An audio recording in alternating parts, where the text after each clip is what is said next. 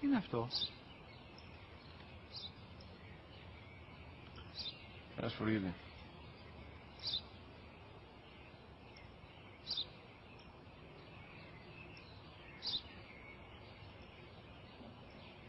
Τι είναι αυτό?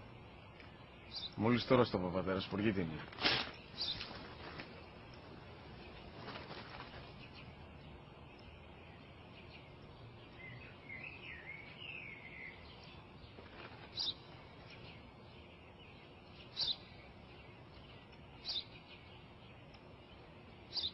Τι είναι αυτό? Ένα σπουργίτη είναι, πατέρα. Ένα σπουργίτη. Σπου-γι-τι.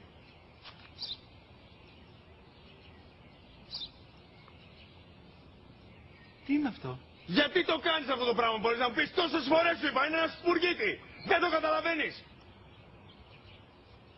Πού πας?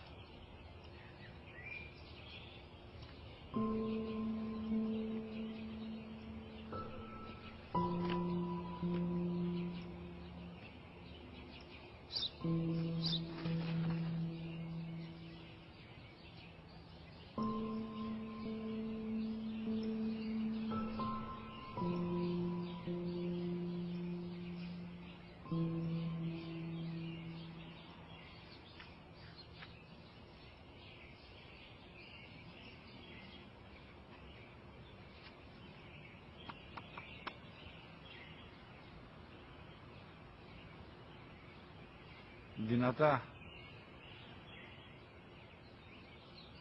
Σήμερα ο μικρός μου γιος που πριν λίγες μέρες έκλεισε τα 3 καθόταν μαζί μου έξω στο πάρκο όταν ένα σπουργίτη ήρθε και κάθισε απέναντί μας. Ο γιος μου με ρώτησε 21 φορές τι ήταν αυτό και του απάντησα και τις 21 φορές ότι ήταν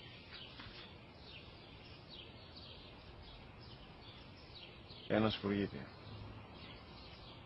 Τον αγκάλιασα τρυφερά και τις 21 φορές που μου έκανε την ίδια ερώτηση, ξανά και ξανά, χωρίς να εκνευριστώ, νιώθοντας στοργή για το αθώο μου αγοράκι.